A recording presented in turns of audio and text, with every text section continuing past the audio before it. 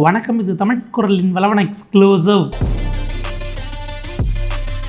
மிக பரபரப்பான முக்கியமான ஒரு செய்தி.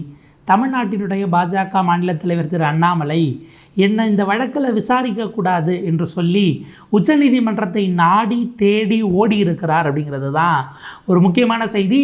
நீங்கள் பார்த்தீங்க அப்படின்னா எந்த அளவிற்கு நாட்டில் வன்முறையை தூண்டி கலவரத்தை உருவாக்கி மத ரீதியாக மக்களிடம் தகராறை உண்டு செய்வது என்பதற்கு ஒரு உதாரணமாகத்தான் அண்ணாமலை இருக்கிறார். இந்த நாட்டினுடைய மதச்சார்பின்மை என்கிற அந்த அமைப்பை, சமூக நல்லிணக்கத்தை, மத நல்லிணக்கத்தை குலைக்க பார்க்கிறார் என்று கடுமையான வார்த்தைகளால் சென்னை உயர்நீதிமன்றத்தினுடைய நீதியரசர் ஜஸ்டிஸ் ஆனந்த் வெங்கடேஷ் அவர்கள் ரொம்ப கடுமையாக பல விஷயங்களை பதிவு செய்திருக்கிறார். அதன் அடிப்படையில் அண்ணாமலையை விசாரிக்க வேண்டும் என்று சென்னை உயர்நீதிமன்றம் உத்தரவிட்டிருக்கிறது. எனக்கு நீங்கள் விசாரிக்கக்கூடாது, விசாரிக்கிறத தாண்டி என்னை நேரில் கூப்பிடக்கூடாது என்று அந்த சம்மனுக்கு எதிராக சென்னை உயர்நீதிமன்றத்தினுடைய உத்தரவுக்கு எதிராகத்தான் இன்றைக்கு உச்சநீதிமன்றத்தை நாடி இருக்கிறார் அண்ணாமலை. என்ன நடந்தது வழக்கில் குறிப்பாக ஜஸ்டிஸ் ஆனந்த் வெங்கடேஷ் அவர்கள் சொல்லியிருக்கக்கூடிய செய்தி என்ன? அண்ணாமலை உச்சநீதிமன்றம் போனது என்பதே இந்த இடத்துல ரொம்ப மோசமான ஒரு நகர்வாக மாறுவதற்கும் வாய்ப்பு இருக்கிறது அண்ணாமலைக்கு. ஏனென்றால் சமீபத்தில், அதாவது கடந்த ஆண்டு உச்சநீதிமன்றம் இது மாதிரியான வெறுப்பு பேச்சுகளை அண்ணாமலை போன்றவர்களுக்காகவே, அதாவது அந்த மாதிரியான இன்டென்ஷனோடு அவர் செய்ததை போல இருக்கிறவங்களுக்காகவே கடுமையான பல விஷயங்களை செய்திருக்கிறது, சொல்லியிருக்கிறது. எந்த பெஞ்சுக்கு போக போகிறதுங்கிறத பொறுத்து அண்ணாமலை சிக்கியிருக்கிறாரா இன்றைக்கு வசமாக அப்படிங்கிற ஒரு கேள்வி இருக்கிறது. அதனுடைய பின்னணியை விரிவாக விளக்குகிறது இந்த தமிழ் குரலின் வளவன எக்ஸ்க்ளூசிவ் செய்தி தொகுப்பு. முதல்ல அண்ணாமலை என்ன பேசினார் அப்படிங்கிறத பார்ப்போம். கடந்த ஆண்டு அவர் என்ன பண்ணுறாரு, ஒரு யூடியூப் சேனல் பேச தமிழா பேசுன்னு சொல்லிட்டு திரு ராஜவேல் நாகராஜனோட யூடியூப் சேனலுக்கு பேட்டி கொடுக்குறார். அப்படி பேட்டி கொடுக்கும்போது அவர் சொல்லுகிறார், இப்போ சமீப காலமாக ஒரு 2-3 ஆண்டுகள் நமக்கு நல்லா தெரியும், இந்த நேரத்துலேருந்து இந்த நேரத்துக்குள்ளே தான் நீங்கள் படாசு வெடிக்கணும் அப்படின்னு உச்சநீதிமன்றம் சில கைட்லைன்ஸை கொடுத்துருக்கிறது. அதை தாண்டி வெடித்தவங்க மேலெல்லாம் கேஸ் போட்டாங்க. அந்த கேஸ்லாம் அப்புறம் என்னாச்சுங்கிறது வேறு. பட் இப்படி ஒரு விஷயம் சொன்னாங்க இல்லையா, ஒரு என்ஜிஓ அமைப்பு, அந்த என்ஜிஓ அமைப்பு போய் கேஸ் போட்டு சுற்றுச்சூழலை பாதுகாக்கணும் அப்படின்னு போட்ட கேஸு. இது குறித்து பேட்டி அளிக்கும் போது அண்ணாமலை சொல்லுகிறார், இதுக்கு பின்னாடி இந்த கிறிஸ்டியன் என்ஜிஓ தான் இருக்கிறது. கிறிஸ்டியன் மிஷனரிகளுக்கு தான் நம்ம இந்துக்கள் தீபாவளி கொண்டாடுவது பிடிக்காமல் அவர்கள் இந்த மாதிரியான விஷயங்களை செய்கிறார்கள் அப்படின்னு முழுக்க எவ்வளவு உள்நோக்கத்தோட, அதாவது இந்துக்கள் பட்டாசு வெடித்து தீபாவளி கொண்டாடுவது கிறிஸ்தவர்களுக்கு பிடிக்கவில்லை என்ற அப்பட்டமான மத பிளவுவாதத்தை அண்ணாமலை பேசியிருக்கிறாருங்கிறத பார்க்குறோம். குறைந்தபட்ச அடிப்படை நேர்மையை, அறிவு நேர்மை உள்ளவர்கள் இது செய்ய மாட்டார்கள், அது தனி. ஓகேவா? அண்ணாமலை இப்படி பேசியதற்கு எதிராக இந்த பேட்டியை இது பண்ணி அதற்கு எதிராக வழக்கு என்பது தொடுக்கப்படுகிறது. யார் தொடுக்கிறார் அப்படின்னா, செயற்பாட்டாளராக இருக்கக்கூடிய திரு பியூஷ் மனுஷ் அவர்கள் இதை வழக்காகவே தொடுக்கிறார். அவர் வழக்காக தொடுக்கக்கூடிய அந்த விஷயம் வரும் பொழுது அவர் மீது அவர் விசாரணைக்கு ஆஜராக வேண்டும் அப்படின்னுட்டு இந்த வழக்கு தொடர்பான விசாரணைகளுக்கு அவர் சொல்லணும் அப்படின்னு சேலத்தில் இருக்கக்கூடிய நீதிமன்றம் அவருக்கு சம்மன் அனுப்புகிறது. யாருக்கு? அண்ணாமலைக்கு. அண்ணாமலை சென்னை உயர்நீதிமன்றத்தில் இது நான் அப்படி சொல்லலை, வேறு விதமாக சொன்னேன் அப்படின்னு சொல்லிட்டு அவர் என்ன பண்ணுறாரு, அடுத்த கட்டமாக தனக்கு அழைக்கப்பட்ட அழைப்பானை சம்மனுக்கு தடை விதிக்கணும். போலீஸ் என்னை கூப்பிட்டு விசாரிக்கக்கூடாது, விசாரித்தா நான் போனேன்னா சிக்கிப்பேன் அப்படிங்கிற நோக்கத்தில், அது இதுக்கெல்லாம் இல்லாமல் இருக்கலாம், எனக்கு வேறு வேலைகள் இருக்குது, அதனால் போலீஸ் கூப்பிட்டா விசாரணைக்கு நான் போக மாட்டேன்னு எனக்கு நீங்கள் உத்தரவிடணும்னு இந்த அழைப்பானைக்கு எதிராக வந்த கேஸில் தான் ஆனந்த் வெங்கடேஷ் இரு தரப்பையும் விரிவாக விசாரித்து விட்டு அவர் கொடுத்த உத்தரவு அப்படிங்கிறது தான் ரொம்ப முக்கியமானது. பப்ளிக்கோட ட்ரான்குவிலிட்டியை அதாவது நான் அப்படி பேசிட்டேன், நான் பேசின பிறகு ஒரு தீபாவளியிலேருந்து இவ்வளோ நாள் ஆயிடுச்சு, ஆனால் இன்றைக்கி வரைக்கும் யாரும் என்னோடய வீடியோவை பார்த்துட்டு பொதுமக்கள் அடிச்சுக்கல, கலவரத்தை நான் தூண்ட ட்ரை பண்ணேன்னு நீங்கள் சொல்கிறீங்க, யாரும் சாகலை, அடிச்சிக்கலை, எனவே அது பெரிய விஷயம் இல்லை, நீங்கள் என்னை விட்டுறலாம் அப்படின்னு அவர் ஒரு வாதத்தை அண்ணாமலை தரப்பு எடுக்கிறாரு. இப்போ இது இப்படியே நிறுத்திட்டு இதில் ஒரு பேக் ஸ்டோரி. அண்ணாமலை சொன்னதை போல் அந்த என்ஜிஓ இருக்குது இல்லையா, உச்சநீதிமன்ற கேஸ் போட்டது கிறிஸ்டியன் மிஷனரி என்ஜிஓ கிடையாது. அதுக்கு பின்னால் இருக்கக்கூடிய பலர், அவர்களுடைய நார்த் இந்தியாவை சேர்ந்த பலர் இருக்கிறாங்க. நார்த் இந்தியாவில் நமக்கு தெரியும், அவர்கள் பேருக்கு பின்னாடி என்னென்ன பேர், சாதி பேர் தான் இருக்கும். அவர்கள் அத்தனை பேரும் இவர்கள் இந்துக்கள் என்று சொல்லக்கூடிய, அதாவது இந்து மதத்துக்குள்ளே இவர்கள் பல ஜாதிகளை கொண்டு ஒன்று சேர்த்து சொல்லிட்டாங்க இல்லையா, இல்லை பல மதங்களையே ஒன்று சேர்த்து இன்றைக்கி ஹிந்துவிசம்ட்டாங்க இல்லையா, அதில் எல்லாம் இருக்கக்கூடிய சோகால்டு முற்பட்ட அப்படின்னு சொல்லுவாங்க இல்லையா, ஆதிக்க சாதிகள், அதை சேர்ந்தவர்கள் எல்லாம் அதில் இருக்கிறார்கள் அப்படிங்கிறது தான் முக்கியமானது. அப்போ அந்த என்ஜிஓங்கிறது முழுக்க முழுக்க மிக பெரும்பான்மையான இந்துக்களால் நடத்தப்படக்கூடிய என்ஜிஓ. அப்போ அண்ணாமலை பேசினது அடிப்படை பொய் அப்படிங்கிறது முடிவாயிடுச்சு. இப்போ இவரோட இதுக்கு வருவோம். ஆனந்த் வெங்கடேஷ் என்ன குறிப்பிட்டார் அப்படின்னா, நீங்கள் ஒரு கட்சியினுடைய மாநில தலைவராக இருக்கிறீர்கள், உங்களுக்கு என்று நீங்கள் பேசக்கூடியது மக்களிடம் போய் சேருவதற்கான வாய்ப்பு என்ன இருக்கிறது, உயரம் என்ன இருக்கிறது என்பதை தெரிந்து கொண்டு அதற்கு ஏற்ற தரத்தோடும் தகுதியோடும் நீங்கள் பேச வேண்டும் அப்படிங்கிறத குறிப்பிட்டுட்டு பொதுமக்களும் அல்லது ஒரு சமூகத்தை சார்ந்தவர்களுக்கும் எல்லாருக்குமே பார்த்திங்க அப்படின்னா உங்களுடைய வார்த்தைகள் சரியான முறையில் போய் சேர வேண்டும் என்கிற குறைந்தபட்ச ரெஸ்பான்சிபிலிட்டி, பொறுப்போடு நீங்கள் பேசியிருக்கணும் அப்படின்னு குறிப்பிடுகிறார். நீங்கள் என்ன சொல்ல விரும்புகிறீர்கள் என்பது போயிடுச்சு அப்படின்ட்டு அவர் குறிப்பிடுறாரு. இது இந்த மாதிரியான பேச்சு என்பது டிக்கிங் பாம், வெடிப்பதற்கு தயாராக இருக்கக்கூடிய ஒரு வெடிகுண்டை போல சமூகத்தில் அது எப்போ வேணாலும் திரும்ப வெடிப்பதற்கான வாய்ப்பு இருக்கிறது. இப்போ அடுத்து ஒன்றும் இல்லை, பாஜகக்காரங்க பண்ணுற ஒரு வேலையவே நம்ம சொல்லுவோமே, ஏதோ ஒரு வருஷத்தில் ஒருத்தர் எப்பயோ பேசியிருப்பார், அதை எடுத்து இப்போ புதுசாக வந்த மாதிரி இவங்க போட்டுக்கிட்டு இருப்பாங்க அப்படிங்கிறத நம்ம பார்க்குறோம். ஏதோ ஒரு கோவிலுக்கு ஒரு 10 வருஷம் முன்னாடி ஏதாவது ஒரு வீடியோ எடுத்து போட்டு பாருங்கள் அயோத்தி ஊபி ராமர் கோயிலில் தான் இப்போ இப்படி நடக்குதுன்னு இவங்க இப்போ பல பழைய ஃபேக் வீடியோஸ் எடுத்து போட்டுக்கிட்டு இருக்காங்கிறத பார்க்குறோம். அதாவது அது நம்ம ரொம்ப ப்ராக்டிக்கலாக சொல்லணும் அப்படின்னா, அவங்களுக்கு ஆதரவாக வரும்னா எங்கேயோ ஏதோ ஒரு நாட்டில் நடந்த வீடியோ கொண்டு எடுத்து போட்டு இவங்க ஃபேக் நியூஸ் பரப்புறதுங்கிறது அவங்களுக்கானது. இப்போ அடுத்த தீபாவளிக்கு அண்ணாமலை கொடுத்த இந்த பேட்டியினுடைய கிளிப்பிங்கை ஒருத்தர் எடுத்து புதுசு மாதிரியே எடுத்து போட்டு அதை திரும்பவும் இந்த சமூகத்தில் பெரிய பிளவை ஏற்படுத்தி வன்முறையை தூண்டி மதக்கலவரமாக மாறுவதற்கு வழி இருக்கானா இருக்குது. ஏன்னா நீங்கள் பேசியது வெறுப்பு பேச்சு என்னும் பொழுது இந்த சமூகத்தில் அது எப்போது வேண்டுமானாலும் வெடிப்பதற்கு வாய்ப்பு இருக்கிறது அப்படிங்கிறது தான் ரொம்ப முக்கியமானது. ஜஸ்டிஸ் ஆனந்த் வெங்கடேஷ் தன்னுடைய உத்தரவில் குறிப்பிட்டிருக்கக்கூடிய வார்த்தைகள், the psychological impact of a statement made by a popular leader must not be merely confined by testing it only to immediate physical harm அப்படிங்கிறத குறிப்பிட்றாரு. அதாவது ஒரு தலைவராக இருக்கக்கூடியவர் அவர் பேசக்கூடிய வார்த்தை உளவியலாக எந்த அளவுக்கு தாக்குதல் ஏற்படுத்துவது என்பதை ஃபிசிக்கலாக மட்டும் வச்சு நம்ம குவான்டிஃபை பண்ண முடியாது. அவர் என்ன சொல்ல வர்றாருன்னா, அண்ணாமலையினுடைய பேச்சை கேட்டு கிறிஸ்தவ மிஷனரிகளுக்கு எதிராக இங்கே இருக்கக்கூடிய மத நம்பிக்கையுடைய இந்துக்கள்னு வச்சுக்கோங்களேன், அவர்கள் நேரடியாக போய் அடித்து தாக்கலை, அதாவது இப்போ என் பேச்சை கேட்டு கலவரம் வந்துருச்சான்னு அவர் கேட்குறாரு. ஆனால் நாளை கலவரம் வருவதற்கான ஒரு விதையாக அது மாறி இருக்காதுன்னு நீங்கள் சொல்ல வரீங்களா? வெளிப்படையாக உடல் ரீதியாக தாக்கினோமான்னு கேட்குறீங்க. உளவியல் ரீதியாக கிறிஸ்டியன்ஸ்க்கு எதிராக இந்து என்கிற நம்பிக்கையுடையவர்களிடம் மனதில் நீங்கள் விதைத்திருக்கிறீர்கள் இல்லையா, அது மிக மிக அபாயகரமானது என்கிற விஷயத்தை அவர் குறிப்பிடுகிறார். அதே போல் கோர்ட்டினுடைய கடமை இந்த இடத்தில் என்னவாக இருக்கிறது என்றால், யார் தாக்கப்படுகிறார்களோ அவர்கள், அதாவது இந்த இடத்துல குறிவைக்கப்பட்டது அப்படிங்கிறது கிறிஸ்டியன் மிஷனரி குரூப்பு, அவர்களுக்கான ப்ரொடெக்டட் டைமை நாளை அண்ணாமலை இப்படி சொல்வதன் காரணமாக நாளை அது சண்டையாகி பின்னுக்கு வன்முறையாகி கலவரமாக வெடித்து இனப்படுகொலை நடப்பதற்கே வாய்ப்புடைய வார்த்தைகளாக இப்படிப்பட்ட வார்த்தைகள், இப்படி திரும்ப திரும்ப நீங்கள் செய்யக்கூடிய போதனைகள் இருந்துவிடும் என்பதை நீங்கள் புரிந்து கொள்ள வேண்டும் என்று ஜஸ்டிஸ் ஆனந்த் வெங்கடேஷ் அவர்கள் தன்னுடைய அந்த ஆர்டரில் குறிப்பிடுகிறார். அண்ணாமலை இங்கே கலவரத்தை தூண்டி வன்முறையாக அது மாறி அடுத்த கட்டத்திற்கு போய் இனப்படுகொலை செய்வதற்கு கூட வாய்ப்பு இருக்கிறது. அவர் பேசியிருக்கக்கூடிய வார்த்தையினுடைய தீவிரத்தன்மை உடனடியாக அடிச்சுக்கலங்கிறதுக்காக அது குற்றம் இல்லை என்று நாம் சொல்ல முடியாது என்பதுதான் ஜஸ்டிஸ் ஆனந்த் வெங்கடேஷனுடைய ஆர்டர் வாசிக்கக்கூடிய செய்தியாக இருக்கிறது.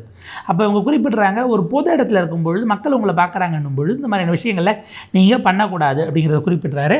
அதில் அவர் இன்னும் கூட ரொம்ப எங்கே அவருக்கு அது கூடுதலாக அது பர்ஸ்ட் ஆகுது அப்படின்னா, இந்த பேட்டி இருக்குல்ல, அது ஒரு யூடியூப் சேனலில் வந்துச்சு. அது எவ்வளோ பேர் பார்த்தாங்களோ பார்த்துட்டு போகிறாங்க, ப்ரமோஷன் பண்ணியிருப்பாங்க. அதுலேருந்து ஒரு 6.5 நிமிஷம் கிளிப்பை கட் பண்ணி அஃபிஷியலாக யாருடைய பேஜ் அப்படின்னா தமிழ்நாடு பிஜேபியினுடைய அஃபிஷியல் ட்விட்டர் பேஜில் அதை ஷேர் பண்ணுறாங்க. இன்றைக்கி அதை எக்ஸ்ன்னு நம்ம சொல்கிறோம். அப்போ கரெக்டாக அந்த பீஸை, ஏன்னா மொத்த இன்டர்வியூ இருக்க போது 1/2 மணி நேரமோ இல்லை 1 மணி நேரமோ பேசியிருப்பீங்க.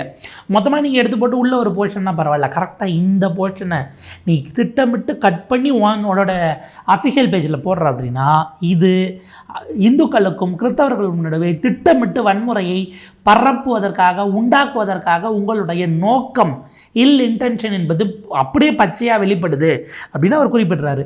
அதே போல் இந்த டைமிங் அப்படிங்கிறது ரொம்ப முக்கியமானது. தீபாவளி நேரத்தில் இதை சொல்லுவது அப்படின்னா அப்புறம் உனக்கு அந்த நோக்கம் இருக்கிறது, நீ இதற்காக காத்து இருந்திருக்கிறாயா அப்படிங்கிறத கேள்வி கேட்கிறார். காரல் மார்க்ஸ் அவர் கோட் பண்ணுறாரு, religion is the opium to the people. மக்களுக்கான ஒரு போதைப் பொருளை போல் ஒரு இருக்கக்கூடியதாக அது இருக்கிறது. அந்த இடத்துல ரிலீஜியஸ் சென்டிமெண்ட்ஸை நீங்கள் சரி தப்புன்னு பார்க்காம மதம் தலைக்கு ஏறும் பொழுது போதைப்பொருள் அப்படிங்கிறது அதனுடைய அந்த வீரியம் என்பது உங்களுடைய மண்டைக்கு ஏறுச்சு அப்படின்னா பகுத்து அறியக்கூடிய நிலையில் நீங்கள் இருக்க மாட்டீர்கள். உங்களுடைய உணர்வு அப்படின்னு சொல்ல முடியாது, உணர்ச்சி வேகத்தில் நீங்கள் மிதமிஞ்சிய இடத்தில் ஒரு பேலன்ஸ்டாக இல்லாமல் எந்த குரூரத்தை வேண்டுமானாலும் எந்த கொடூரத்தையும் செய்வதற்கு தயாராகி விடுவீர்கள் என்பதை அவர் குறிப்பிடுகிறார். அதனால தான் ஜுடிஷியரியோட கமிட்மெண்ட், இந்த நாட்டினுடைய இந்தியா மதச்சார்பற்ற நாடு, அதை உறுதி செய்வதற்கான அத்தனை பொறுப்பும் எங்களுக்கு இருக்கிறது ஜுடிஷியரியாக. எனவே நாங்கள் கம்ப்ளீட்டாக சேலமில் இருக்கக்கூடிய ஜுடிஷியல் மேஜிஸ்ட்ரேட் சொன்ன விஷயத்தை பார்த்துட்டு அதன்படி பியூஷ் மனுஷ் தொடுத்த வழக்கில் அண்ணாமலை குற்றம் சாட்டப்பட்ட அண்ணாமலை கிறிஸ்டியன்ஸுக்கு எதிராக அக்டோபர் 22 யூடியூப் இன்டர்வியூவில் வன்முறையை தூண்டி அவர்களுக்கு பிரச்சனை ஏற்படுத்த பார்த்திருக்கிறார் என்பதை நாங்கள் ஏற்றுக்கொண்டு அவருக்கு வழங்கப்பட்ட சம்மனை எங்களால் ரத்து செய்ய முடியாது என்று இந்த கோர்ட் உத்தரவிடுகிறது என்று சென்னை ஹைகோர்ட் பதிவு செய்திருக்கிறது. ஒரு ஜட்ஜ் பார்த்திங்க அப்படின்னா என்ன கேஸ் அப்படிங்கிறத டிசைட் பண்ணணும், ஒரு கேஸ் எப்படி போகணும் அப்படிங்கிறத டிசைட் பண்ணுறாங்க. அப்படிங்கிறத தாண்டி சமூகத்தில் இன்றைக்கு இருக்கக்கூடிய நிலையை பார்த்தும் தான் நாங்கள் பல முடிவுகளை எடுக்க வேண்டியிருக்கிறது. கான்ஸ்டியூஷனல் பொசிஷனில் இருக்கக்கூடிய நாங்கள் கான்ஸ்டியூஷனின் பெயரால் நாங்கள் நீதிபதியாக இந்த இடத்துக்கு உள்ளே வருவதற்கு பிரமாணம் எடுத்துகிட்டு உள்ளே வரும்போது அதனுடைய அடிப்படை கூறுகளை சிதைப்பதற்கு வேலை நடந்தால் நாங்கள் அமைதியாக இருக்க முடியாது என்று அவர் பேசியிருக்கிறார். Balancing freedom of speech with imperative to maintain communal harmony in a diverse country like India, the high court's ruling sent a message against the use of hate speech by public figures அப்படின்னு பலரும் குறிப்பிடுகிறார்கள். அதாவது அவர் குறிப்பிடுகிறார், இந்த நாட்டில் 2 விஷயம் இருக்குது. எனக்கு பேச்சு சுதந்திரம் இருக்கிறது என்று நீங்கள் சொல்லுகிறீர்கள். அதே நேரம் இந்த நாட்டினுடைய சமூக மத நல்லிணக்கம் அப்படிங்கிற அதை பேணி காப்பது என்பதும் நம் எல்லோருக்குமான பொறுப்பாகவும் இருக்கிறது. பேச்சு சுதந்திரம் இருக்கிறது என்பதற்காக நீங்கள் இந்த சமூக நல்லிணக்கத்தை குலைக்கக்கூடிய வகையில் பேச்சை அனுமதிக்க முடியாது அப்படிங்கிறது தான் highlight.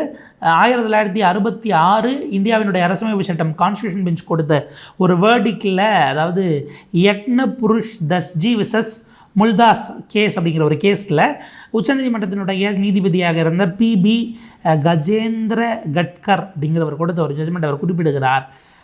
Reflecting on the pluralistic nature of Hinduism and the composite character of India's population, to contextualize his order within the larger framework of India's rich cultural and religious ecosystem அப்படிங்கிறத குறிப்பிட்டார்.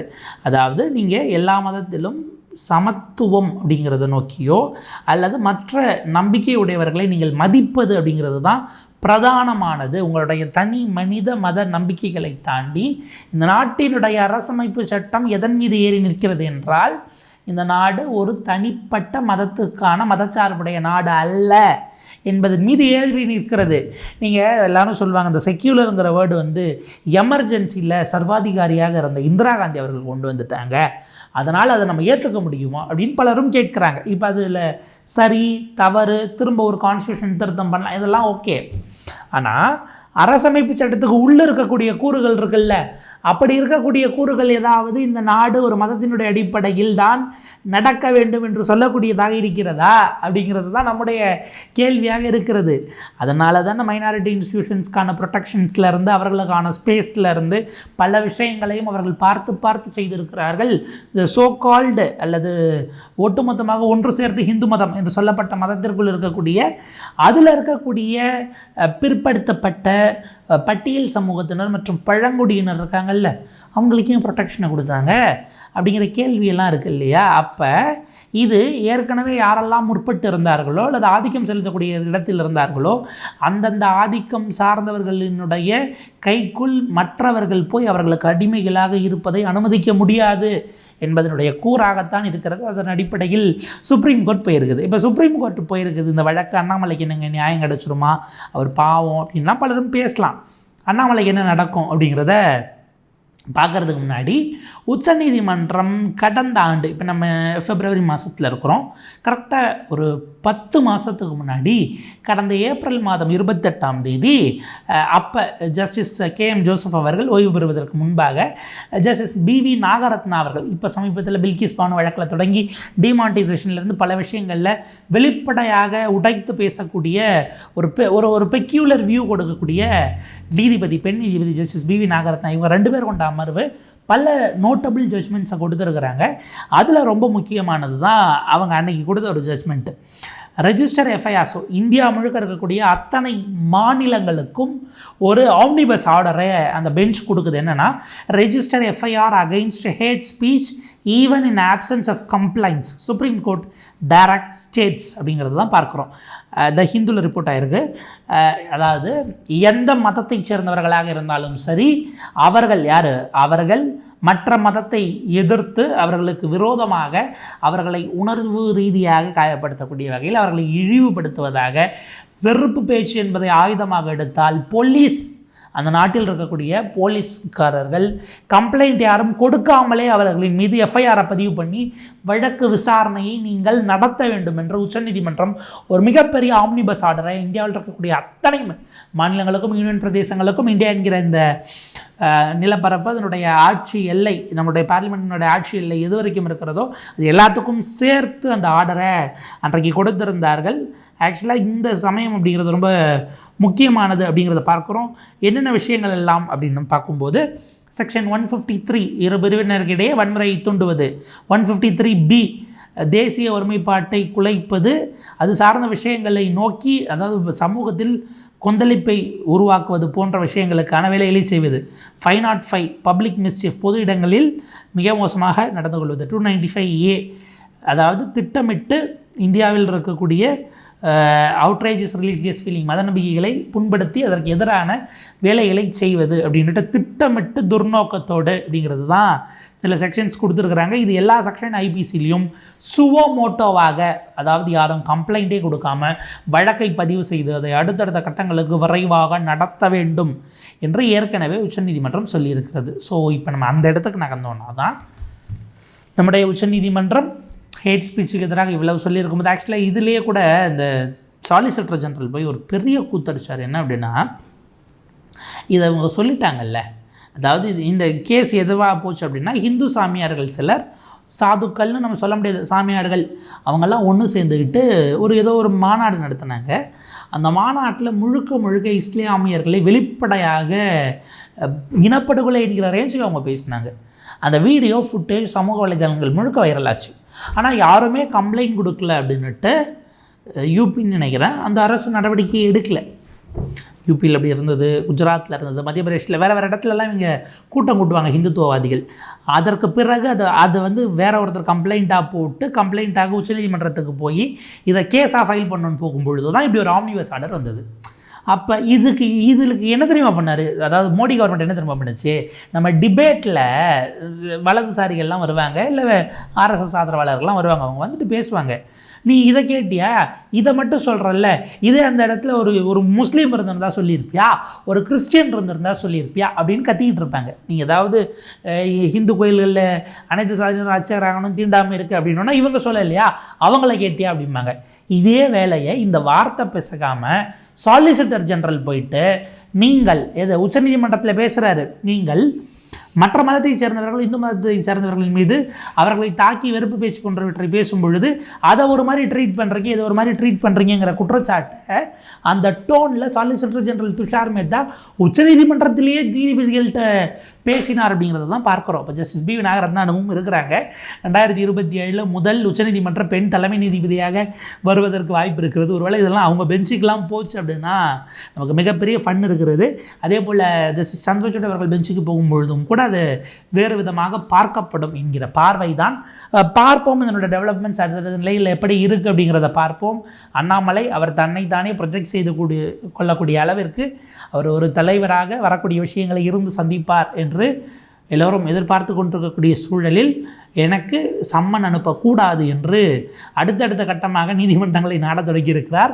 விசாரணைக்கு போவதற்கு ஏன் அச்சப்படுகிறார் அண்ணாமலை என்பதை அவர்தான் தன்னுடைய நடவடிக்கைகளின் மூலமாக அடுத்தடுத்த நிலைகளில் தெளிவுபடுத்த வேண்டும் அப்படிங்கிறது தான் நம்முடைய எதிர்பார்ப்பாக இருக்கிறது. பார்ப்போம், அடுத்த டெவலப்மெண்ட்ஸை பேசுவோம். தொடர்ந்து இணைந்திருங்கள் தமிழ் குரலோடு. நன்றி, வணக்கம்.